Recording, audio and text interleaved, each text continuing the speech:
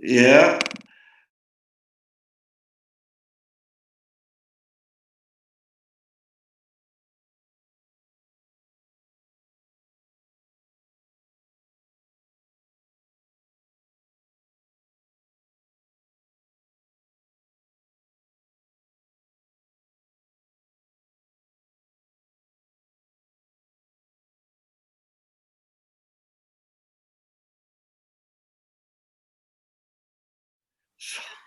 Wow, Tuesdays feel like Fridays. And then, and then I realized how wrong I am when I see the calendar still a few days away from Friday. One good little piece of good news, because we were complaining about that previously. Oh no. The trash has been picked up in I Center City, at least.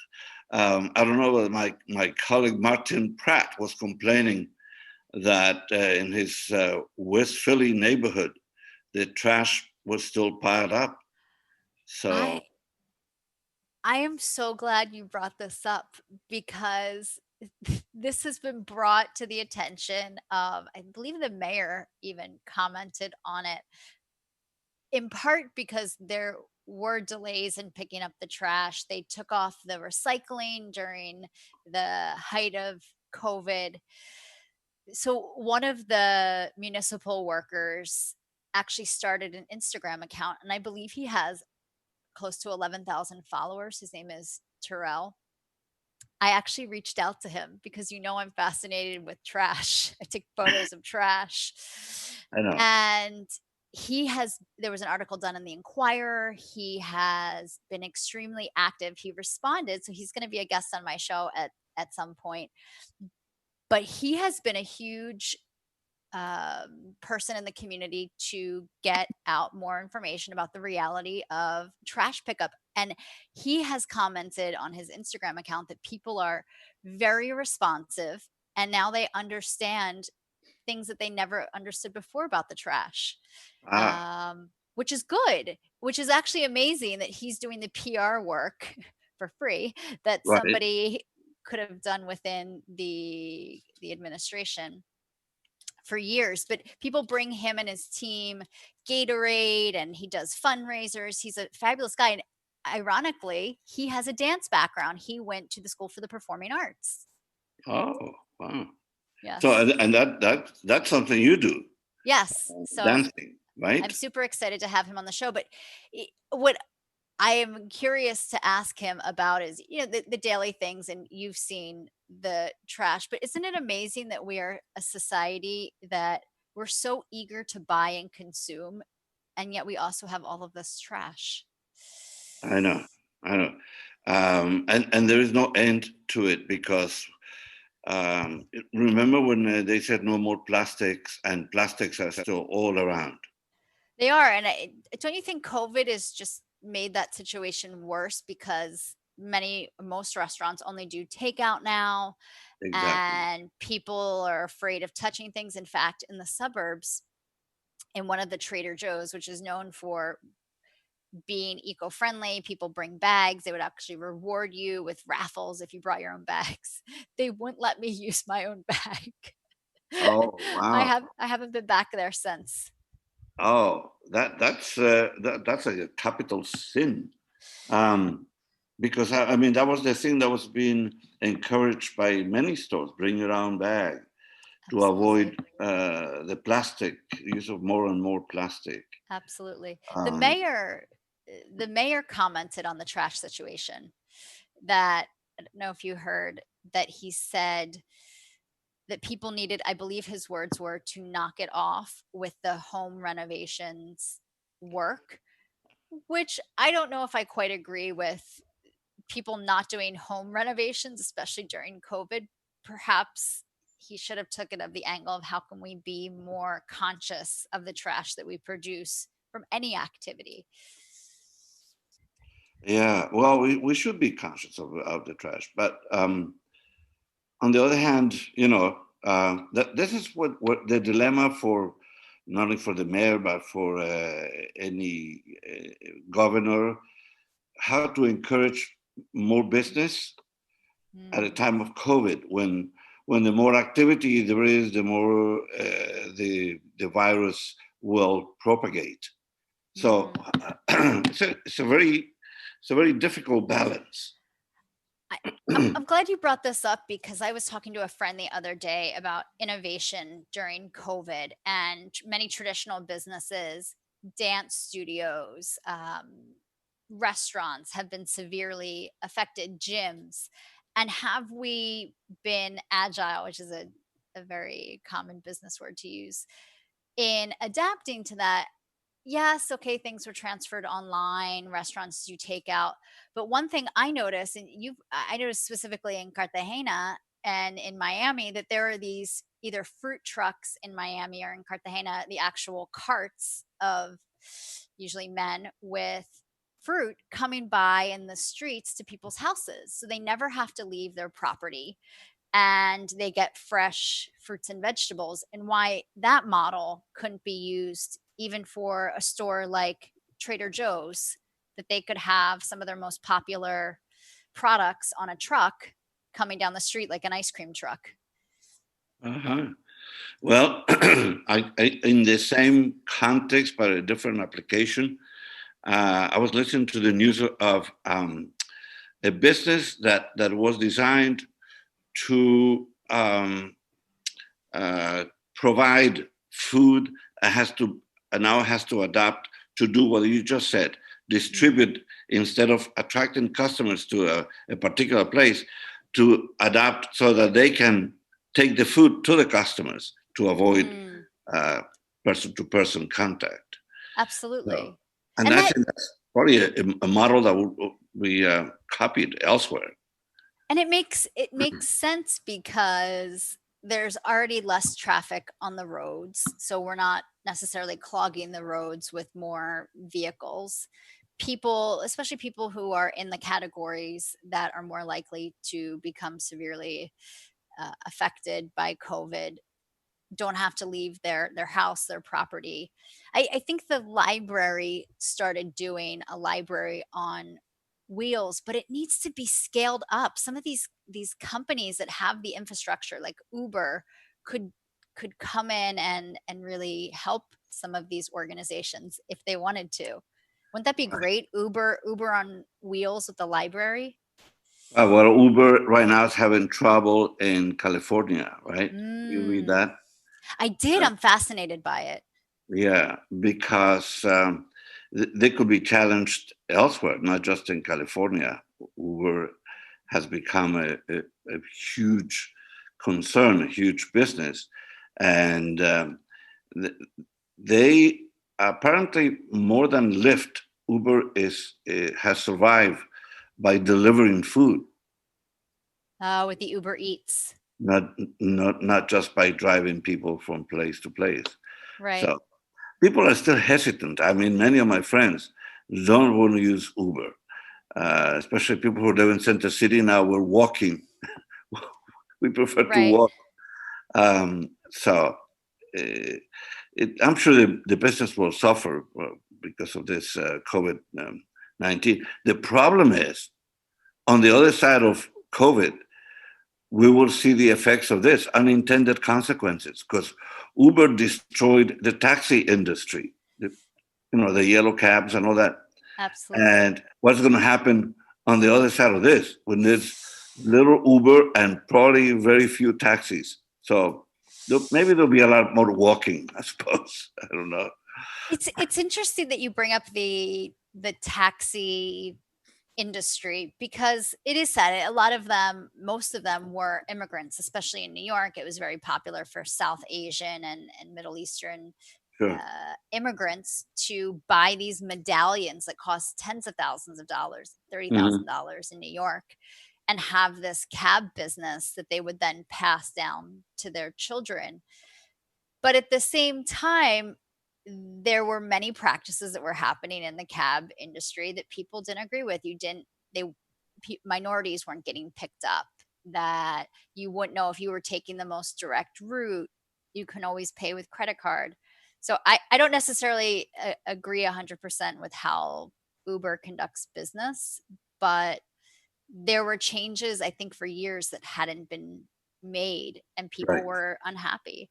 I Right. think one of the things that Uber announced, I believe this week, was that the CEO said that he realized that gig economy workers there were disadvantages of being in the gig economy, and I Mhm. believe, if I read correctly, they want to move to change their status so they would be full-time employees with benefits and Uh, I think I could be wrong, but I think it's the opposite. I think the no. CEO is opposed to that because that means they'll have to pay a lot more money Of and more course. insurance, and there's more expenses on their part. I don't think that he would agree to that.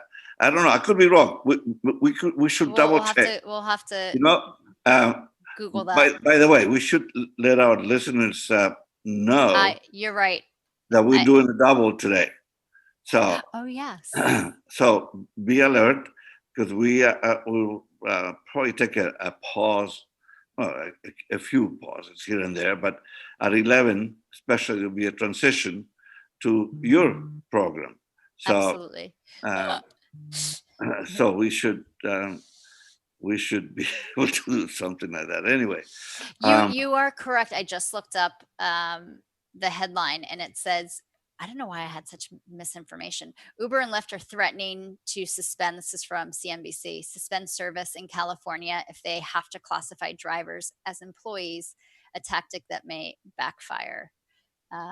So I know with certain companies that have 1099 employees, these gig workers, they cannot hire people in California because California, if I'm reading this correctly, um, has a ban against gig workers. okay. A little announcement here. Martin Pratt is supposed to call somewhere around 10:30.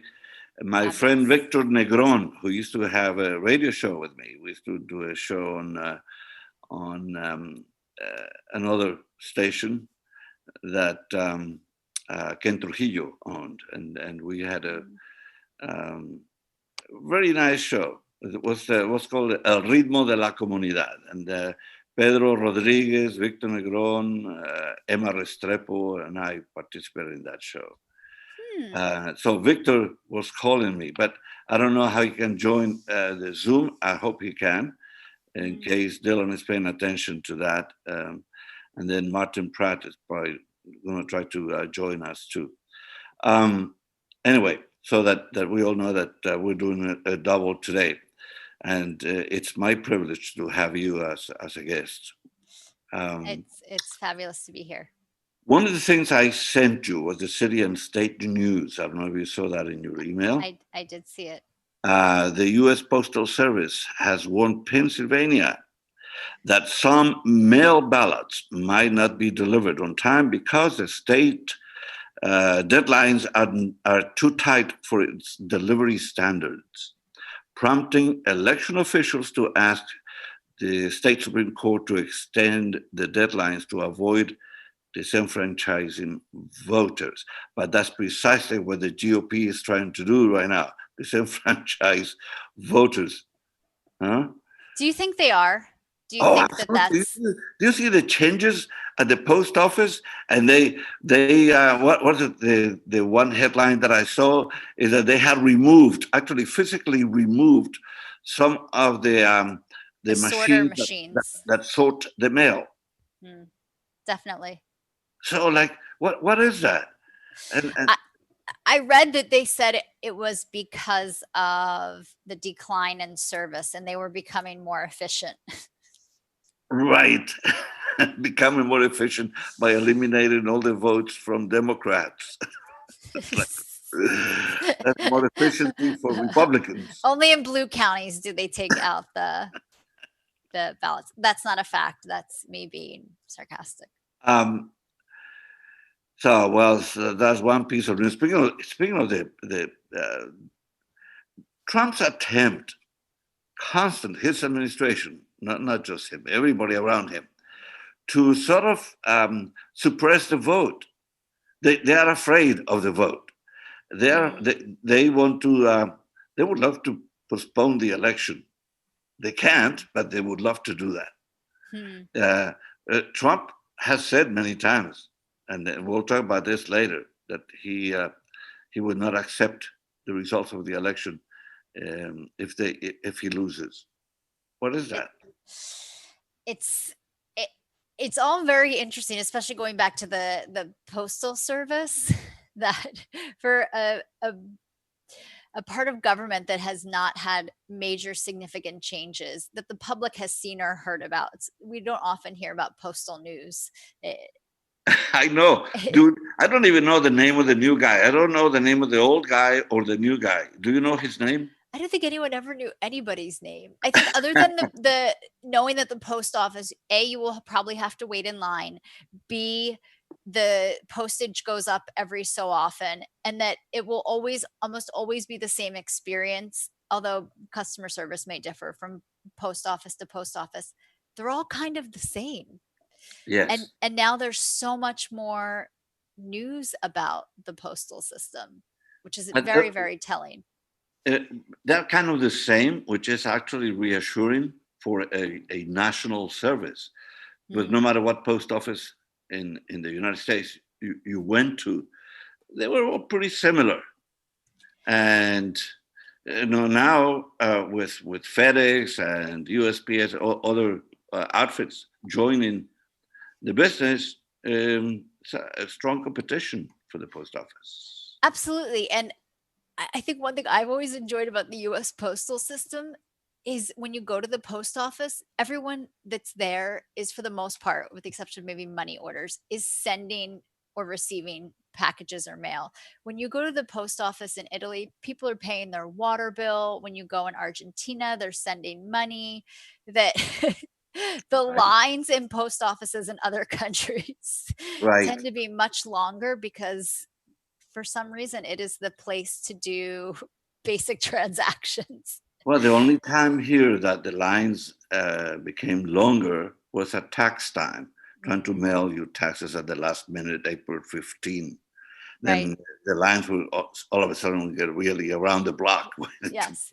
Did you ever drive past the main post office that used to be right next to Drexel and 30th Street? On Right. 7th Street, yes. Yes. Yeah. I think they moved it though. I don't think it's still there. I don't think that the building is still there. They No, haven't moved the building, but it's probably condos. But I remember driving past there, and there would be workers with huge bins, and you would drive by. I remember once I went with my mom, and she's like, "Just throw it out the window," you throw it. That's and you would right. throw it into the big bin, and somebody would be holding the bin, and That yeah, was funny. So that's not going to happen again, I don't think.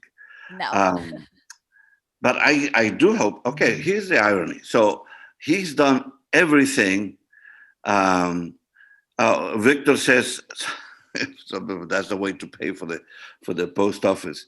Anyway, um, it used to be that the post office you relied on the mail for your checks, for your social security payments for a lot of people. The sure, military, they depend yes, on that. Now the irony is, Mr. Trump and his family requested absentee ballots already, and but he doesn't want anybody else to use them. And he doesn't make the distinction. Okay, he makes a distinction which is non-existent between absentee ballots and mail-in vote. It's the same thing, but he doesn't. I don't know. he doesn't This know. He doesn't this know. this stable genius does not understand that it's the same thing. But in Pennsylvania, when you apply, Pennsylvania has two different classifications. They have an absentee ballot, and then they have a mail in ballot. And I believe on the absentee ballot, you're supposed to put your reason, but on the mail in ballot, you don't have to put your reason.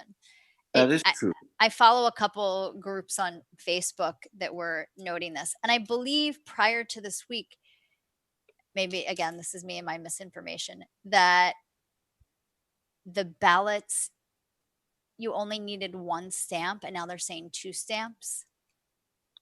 Oh boy. So, I don't know. They're trying to make it more expensive again. it's I don't like know. it's just, but it is very interesting. And going back to the point that I asked you about, do you think that there is intentional voter suppression? There is. Of all the things to worry about right now, we're worrying about people's ballots because there's so many changes to the mail system. Right. That's correct. And they're trying to do everything possible. I mean, this was a deliberate move. The new guy running the post office is one of Trump's supporters. He's given a lot of money to the Trump campaign. So his reward is put him in charge of the post office, a man who has no experience doing anything like that. So anyway, that's part for the Trump administration. That's what they have done all along. Um, Victor has sent me a email or a text, but I couldn't read it, so I forgot. I hope he sends it again. Citing the warning by the U.S. Postal Service that the Wolf administration is asking the state Supreme Court to extend deadlines for mail-in ballots to be received in the November election, when Pennsylvania will be a battleground state. And this is a battleground state. Biden is doing very well in Pennsylvania, according to the polls, but it's early for polls to believe. I think a lot of people, again, I'm on a couple groups on Facebook, are not happy with the rhetoric and things that, like this week when Kamala Harris was announced and Trump's response talking about suburban housewives.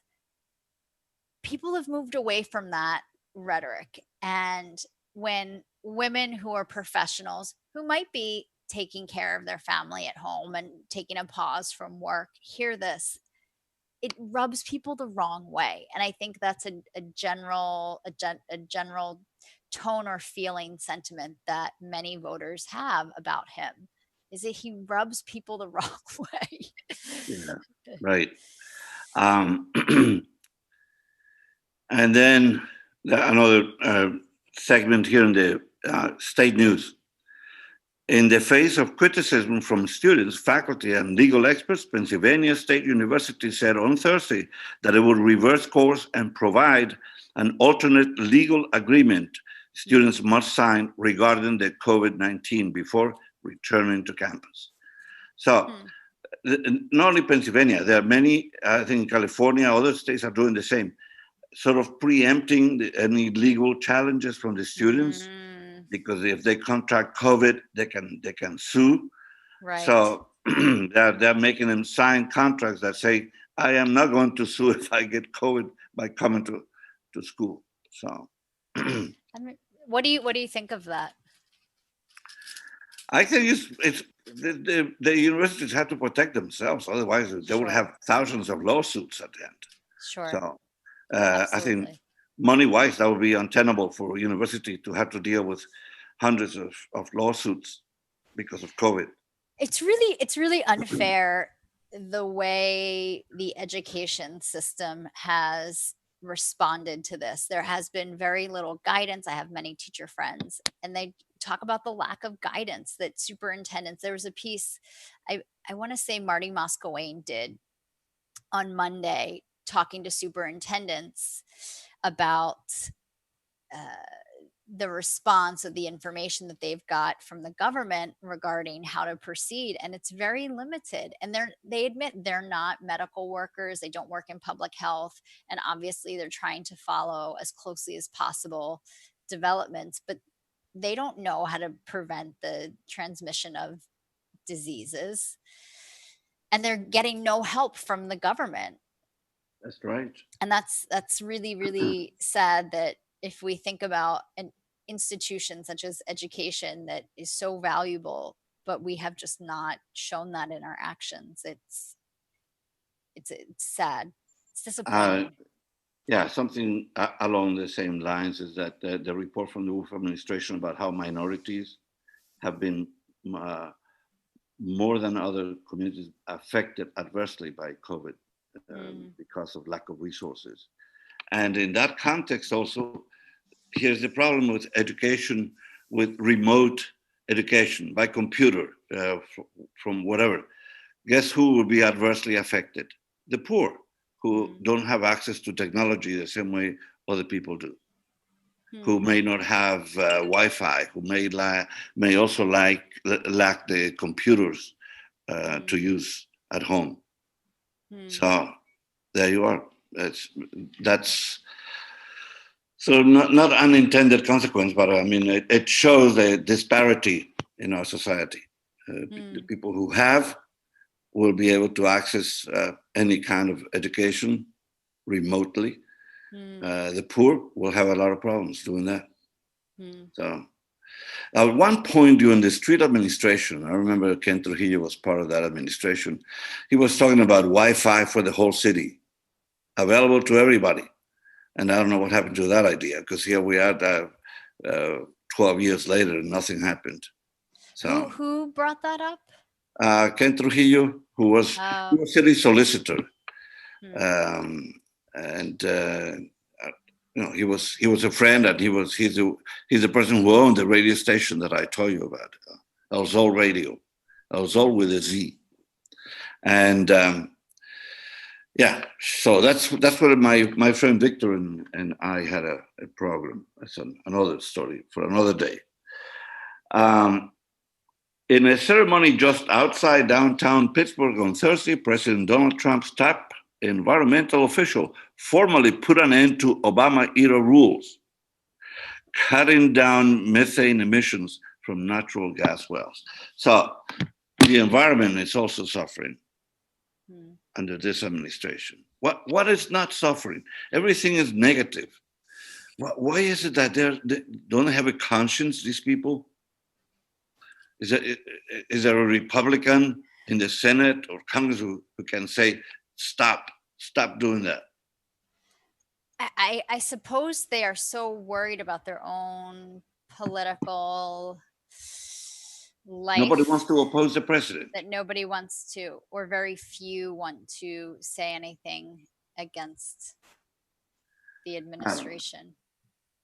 Um, but Wolf is doing something that people are opposing, which is canceling sports, and for a good reason. That's one of the main sources of growth for the virus.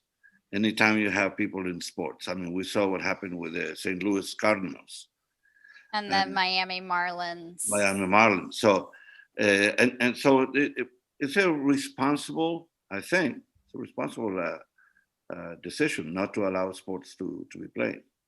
I would I don't know how anyone could argue with transmission being so high, especially in close contact, why there would be any argument for playing football where they are so close to each other and the whole part of the game is tackling and having this close contact. Yeah, I don't know who would have an argument about that. Um, well, you know what? Let's take a brief pause here to organize my thoughts for the next segment. Absolutely. So, Dylan, if we're paying attention, you're listening to Usala Media, the round table. We are here with my friend, my colleague, Karis Painter, and we'll continue this after the break at 11. Also, we'll have a second hour. So just remember to stay tuned for us. And we will return in a minute. Here, Dylan De Rosato at the board, Fernando Mendez speaking, Karis Painter with us. Regresamos en un minuto.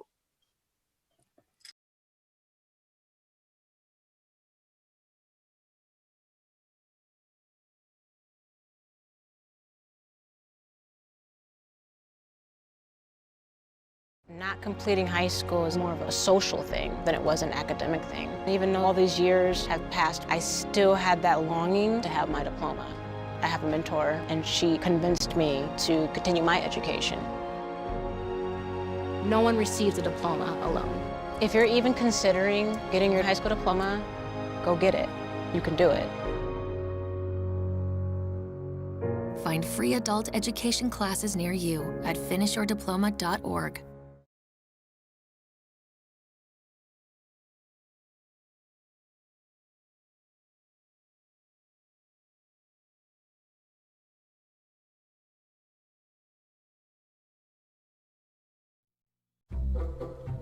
They call me Maxie, but I prefer tripod. I was your above-average four-legged homie, and then wham, bam, minivan. Some people pity me. Now that's lame. I still run, fetch, and swim. And the ladies love me. I'm the ultimate wingman. Just don't ask me to high five.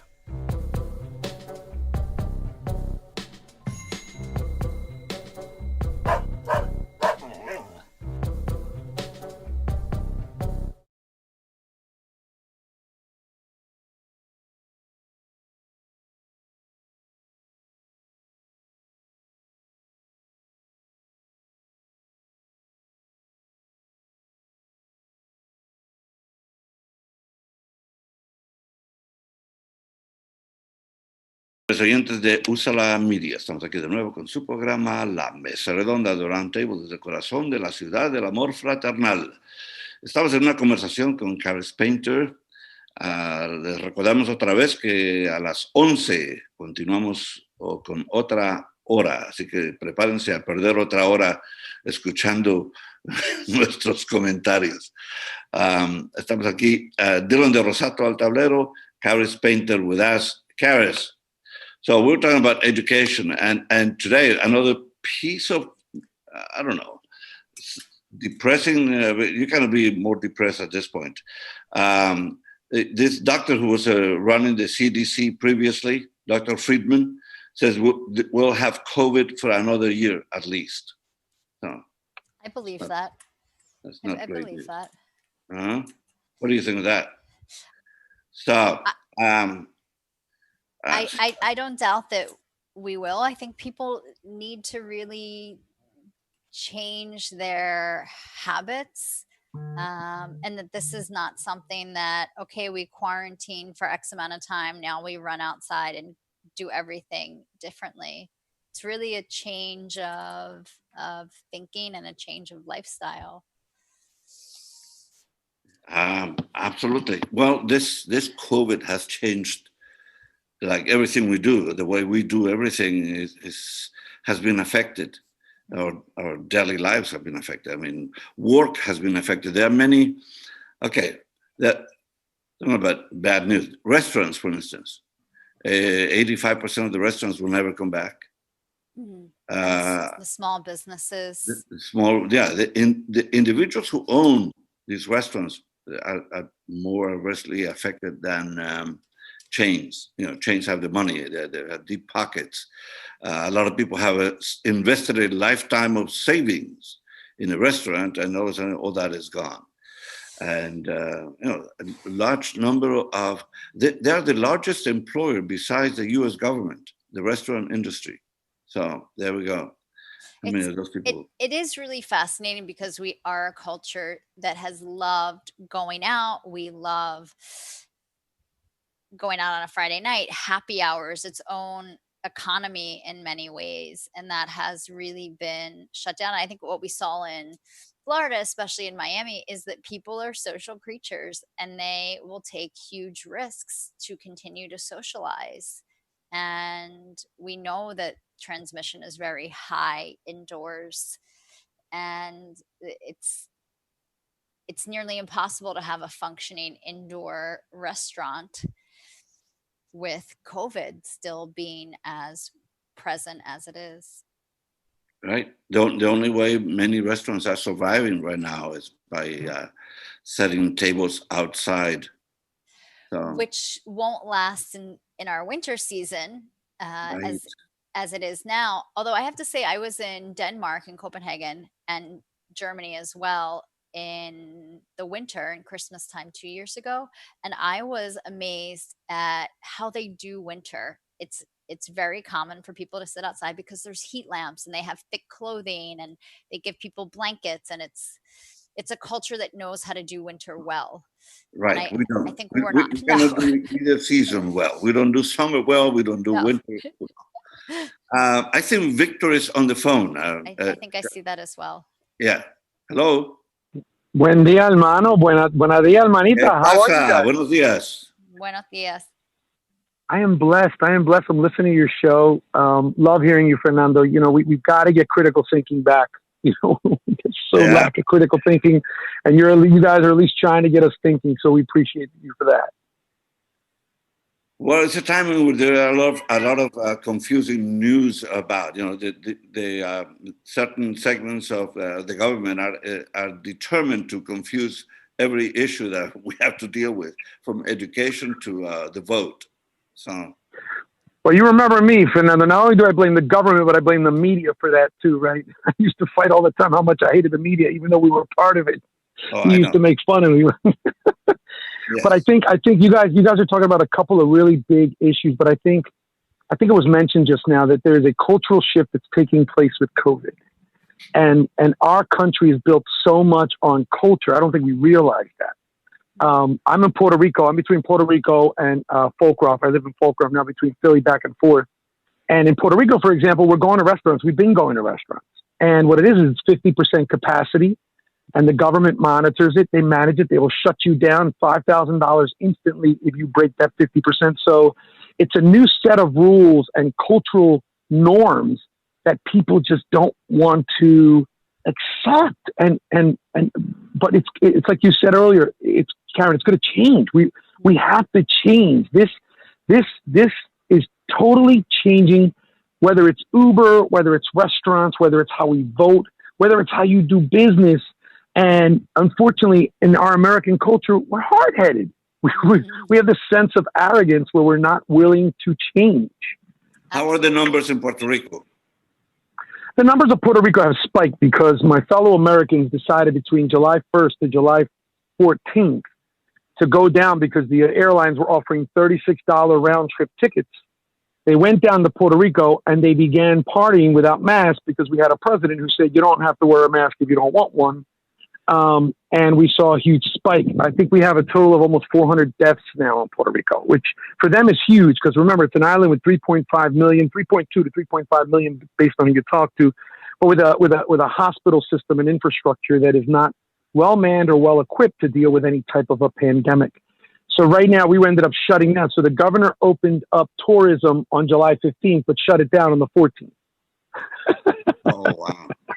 Yeah. Well, the parties, the gatherings of large groups, that's what has caused the spread of the virus in California. Now in California, they're doing the same thing, closing again. So Los Angeles especially, really, they were hit hard. Victor, do you feel that there is a difference in the sense of community in Puerto Rico versus the rest of the U.S.? I spent 5 months just now in Argentina, and there was no visible resistance to people wearing masks or being socially distant. There was much more of a sense of, we're all in this together. This is what we need to do. Yep. And I'm curious if that sentiment is in Puerto Rico as well. Absolutely. So again, I don't. We could do 12 shows on the political chaos in Puerto Rico. As you're aware, they tried to do a primary on Sunday, and the ballots never made it. But in the midst of that, right, Karen, as you're saying, in the midst of that, on Sunday the island is totally shut down. Only churches. You want to go to churches or a place of worship, or hospital, or drugstore, or now hardware store in preparation for hurricane. So they have specific places, and people, the police don't have to tell you that. The people themselves do it. When you walk in Puerto Rico, you see people wearing masks, unless they're, like if you're walking in the beach and you're outside where the wind is blowing, you don't see it as much. But when you're around, when you go to the store, when you walk into the grocery store, they check your temperature, they spray your hands, and you wipe your feet, right? So and they're American, it's America. But it's that social norm of, like you said, Karen, we're in this together. We've got to get through this. And it's a shame because, again, Puerto Rico's government is an actual cluster mess. I mean, it is. And yet the societal aspect of la gente cuidándose ellos mismos, people taking care of each other is still there. And the media out there, by the way, is pounding on the government because the seniors have not gotten their test yet because of real issues that, Jay Fonseca, Ruben Sanchez are pounding the government on are real. It's not the rhetoric. So you're right, Karen. And that's the big issue right now, this social change where I think we have a level of arrogance as Americans because we are the greatest society so far that's ever lived, according to us. But that's why we're having issues with, right? Fernando, that's why we're having issues with Uber, right? Oh heck no! I think we're great, by the way. I love being American. I think it's a great society. But there's a lot of things we have to fix. Capitalism is capitalism, my brother. Decisions are made on money. That's how this country was built and born. And we Victor, think but suddenly that's the it's going to very matter. thing that led you to vote for this maniac. I remember you. Absolutely. When I voted for him, Fernando, I voted with him because I was doing a lot of work in D.C. And Hillary Clinton was just another one of the people in D.C. doing nothing. And I wanted him to make that change. Who I'm really upset about, and you mentioned this earlier, and I shared this with you, is Paul Ryan and Mitch McConnell. Right. I'm really angry at the Republican Party for not having los cojones, right? For not doing the right thing by the American way. Because when Donald Trump starts acting like a monkey, there should be a zookeeper, right? That's why we have our balances. Yeah. So, you know. Moscow Mitch, he was an enabler. And Yeah, I hope he it's loses foolish. election. So are students in Puerto Rico going back to school they would go back now, wouldn't they? Yes, they actually just began going back. And there's a lot of apprehension, a lot of concern, a lot of fear, but they're following the norm of the community decisions, right? And there are a lot of issues and concerns, and there's a really big fear of having to do this through cyber because although most people live in the rural urban areas, so they have access to internet, there's a large portion of young people that live in mountains where internet is there's not as much bandwidth. It's not as fluid. So when you look at Puerto Rico, you have to think about the rural issues that are up in the mountain. But they're doing it. They're going back. They're monitoring it. They're being very careful. They're very scared. By the way, and they admit that they're scared, right? They admit that there's a fear. And they may end up shutting down. On the 15th, the governor of Puerto Rico is going to have another press conference. And there is fear that she may shut the island down because they shut down a week before the U.S. did for fear of the lack of ability to respond to a pandemic. So fear is helping. I hate to say that, right? For, you know me, I'm a little more transparent than most. Fear is something that is being used to help get people understanding that from a societal perspective, we've got to battle this pandemic that nobody really still knows about. Like you mentioned, it could be a year. It could be, I remember waking up, I had my knee surgery on February 18th, and I woke up finally off meds 3 weeks later, and my company sent everyone home. And my company was not big on people working from home. You know, we were really into presence in the office. Leadership needs to be, moving. The folks that need to work from home, there's a justification for it. And for them to make that move was very strong. But it showed the fear of not knowing, especially in a country so built on litigation. You know, we're gonna sue for everything. So it is, Karen. You hit it right on the head. There needs to be a cultural shift and acceptance by people that this is not going away tomorrow, because you still have people who say, this is no big deal. I'm big and strong. And then you're seeing people get sick, and now younger people are beginning to die. So it's going to be interesting. It's very strange that some people say, I see the science, I hear the scientists and the medical professionals and public health professionals saying these words, but I'm going to say the opposite. And I can't wait to read research studies about this in the years to come. Yeah. Because I think it's going to be fascinating to be reading about this in 10 years and thinking, what were these people thinking? Yeah, well, Victor and I are acquainted with a doctor who believes the earth is flat. So, well, just look at the proof points, right? You guys are journalists. Look at the proof points, right? It's America and Brazil. America and Brazil right now, right? America and Brazil. When you look at the COVID issues, huge COVID issues, it's America and Brazil, right? I mean, you saw what happened in, was it New Zealand this past week, where they had like 8 folks get it, and the country just shut everything down. And they had nothing before that. They had zero. Correct. Yeah. Correct. So it's that sense of arrogance in America, and Brazil, just again, the political disarray and that sense of not wanting to follow. But most other countries, although they're having some issues, you're not hearing the same chaos that we have. Right. Yeah. Absolutely. Yeah, well, we have chaos here because of lack of leadership. That's one big reason. Karis, go ahead. I'm sorry. Go ahead, yes. Karis. Oh no, I was going to say it's. I don't know what has been said since the president of Brazil did get COVID, Have you heard? Did he come Yeah. out and say, now I believe it. Now I see that the Earth isn't flat. I don't know. I fell off the Earth. I have proof. But leadership is an issue, Fernando. But let's get back to our own personal responsibilities. And by the way, there are poor communities that have zero COVID. Right. Why? Well, Dr. Fauci has been the voice of reason in this case, and I follow his instructions, and I wish the whole country would listen to him, because as long as we listen to Trump, we're going to be in trouble. Yeah. Well, I mean, but again, it's not just Trump, because where are the people that are around him? They need to be held accountable too, Fernando. And unfortunately, the Republican Party is in big trouble now. They're really in big trouble. The only thing saving them is that the Democratic Party has decided to move towards a more moderate voter instead of listening to the building base of progressive and liberals that are making the Democratic Party. On the other side, after 11, Karis and I are going to continue with another hour, and I would love to talk more about Kamala Harris and that whole selection. That was very difficult.